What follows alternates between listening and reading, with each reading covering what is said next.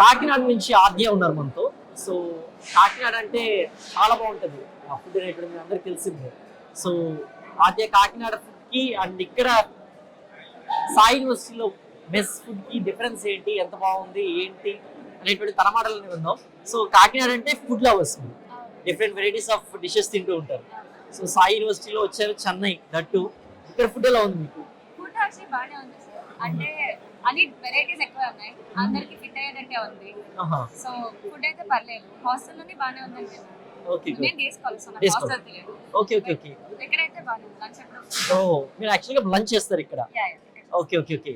So so మనం చూడొచ్చు అనమాట. యాక్చువల్గా డేస్ కలర్ అయినా కూడా లంచ్ వచ్చేసి ఇక్కడే చేస్తున్నారు అనమాట. సో ఫుడ్ బాగుంటేనే కదా ఎవరైనా కూడా ఇంట్లో ఫుడ్ తీసుకురాకుండా క్యారీ బాక్స్ లో ఇక్కడ వచ్చి చేసేది. అండ్ ఆఫ్టర్నూన్ మెనూ ఎలా ఉంటుందండి జనరల్ గా?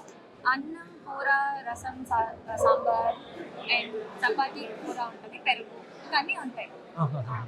సో ఎవరైనా తినచ్చు. నార్త్ నుంచి వచ్చే వాళ్ళకి చపాతీ ఉంటాయి, ఓకే ఓకే. ఇక్కడ వాళ్ళకి కూరలు, సాంబార్, రసం అని ఉంటాయి.